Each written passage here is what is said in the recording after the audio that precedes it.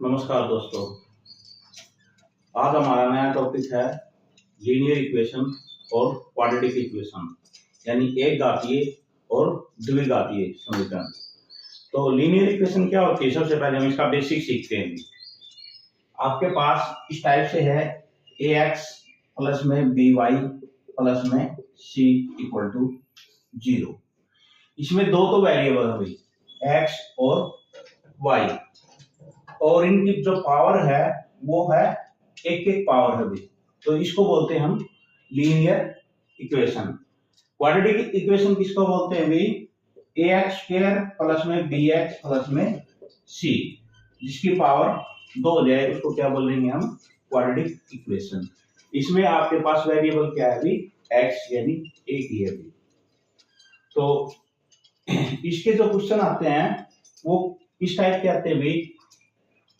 जैसे आपके पास ये हो गया a1 x b1 y plus में c1 इक्वल टू 0।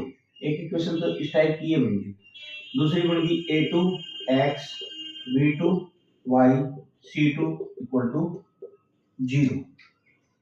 अब हम x और y के साथ जो वेरिएबल है वो कांस्टेंट है, इनसे देखेंगे कि अभी क्या सॉल्यूशन बनेंगे। इस टाइप से अगर आपके पास a1 a2 not equal to आ जाए b1 और b2 के, यानी x के साथ जो कोफिशिएंट है वो ले लिया, y के साथ जो कोफिशिएंट है वो ले लिया, इसके अपॉन में नीचे जो इक्वेशन नंबर 2 है इसका कोफिशिएंट ले लिया, फिर इसमें इसका कोफिशिएंट ले लिया। अगर दोनों नॉट इक्वल आ गए तो इसका वन सॉल्यूशन होगा, वन सॉल्यूशन, यानी इसका एक हल होगा भी। अगर आपके पास a1 a2 इक्वल टू आ जाए b1 b2 इक्वल टू आ जाए c1 c2, तो इसके मैनी सॉल्यूशन होंगे भी,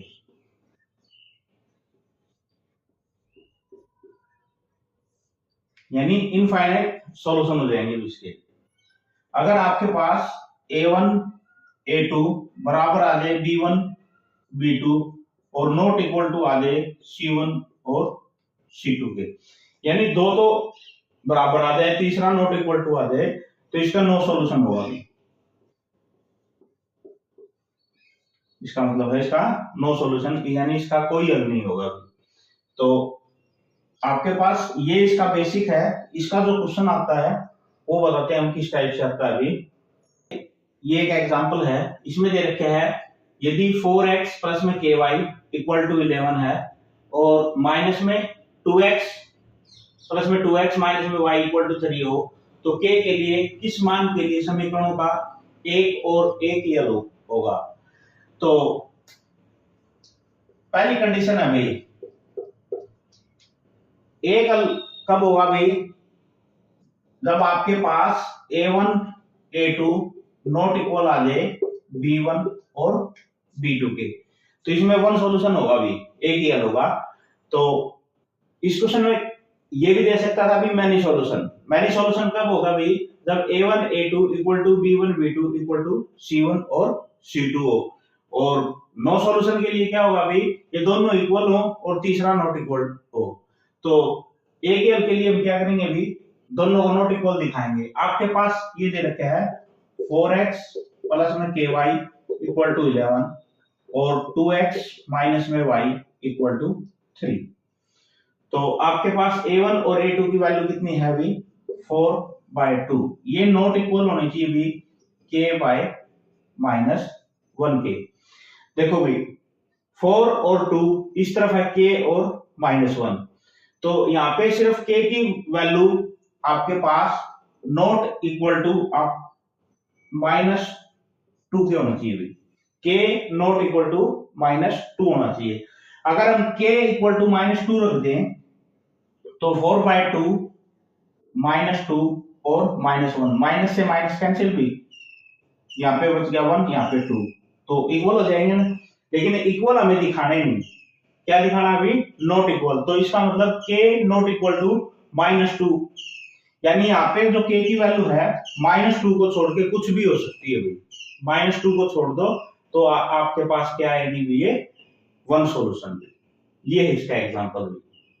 अगर इक्वल दिखाना तो इक्वल दिखाना तो हम क्या ले लेंगे भी, के की वैल्यू जो है वो -2 है। फिर इसके बाद आता है भी आपके पास discriminant rule. Discriminant rule Hindi में बोलते हैं इसको विविक्तर भी। फिर आपके पास भी आती है क्वाड्रेटिक इक्वेशन। क्वाड्रेटिक इक्वेशन का मतलब है इस टाइप से ax² प्लस में bx प्लस में c इक्वल टू 0।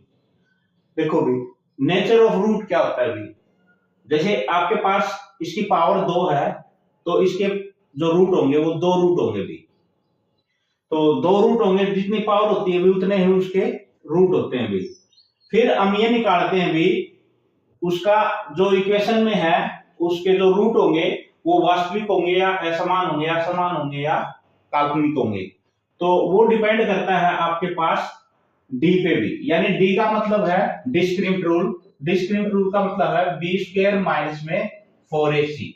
ये चेक करते हैं भाई किस पे भी, b² माइनस का 4ac इक्वल, ये देखेंगे इसकी वैल्यू क्या आएगी। अगर b² माइनस में 4ac ये आपके पास आ जाता है अभी पॉजिटिव, ये पॉजिटिव आ जाता है अभी, तो आपके पास जो रूट होंगे वो वास्तविक और असमान होंगे।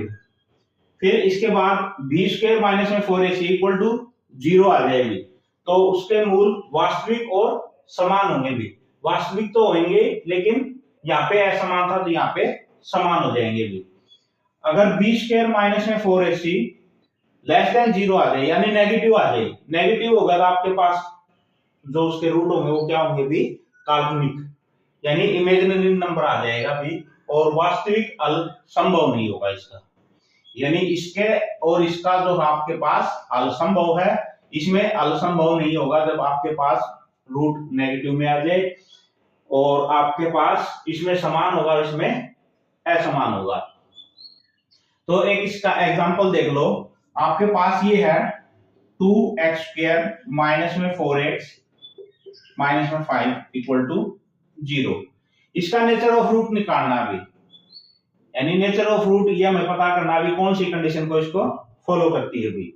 तो आपके पास डिस्क्रिमिनेंट रूट क्या होता है भी, b² माइनस में 4ac, इसमें पुट कर दो भी। b² क्या होता है भी, आपके पास जो भी x के साथ कोफिशिएंट होता है तो -4 का स्क्वायर।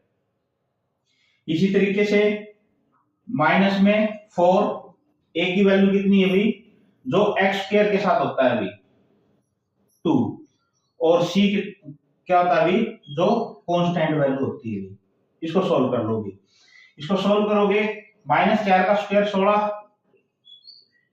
फिर माइनस माइनस ये प्लस हो जाएगा अभी, तो 4 5 20, 20 दूनी 40, यानी आपके पास आ गया प्लस का 56। तो प्लस का 56 आ गया तो ये इस कंडीशन को सेटिस्फाई करता है। पॉजिटिव आ गया तो इसका मतलब है समीकरण के जो मूल है वो वास्तविक और असमान होंगे भी। यानी अब इसके हम रूट निकालेंगे तो आपके पास क्या होंगे भी, पॉजिटिव आएंगे और दोनों नॉट इक्वल होंगे भी। ये है आपके पास डिस्क्रिमिनेंट रूल।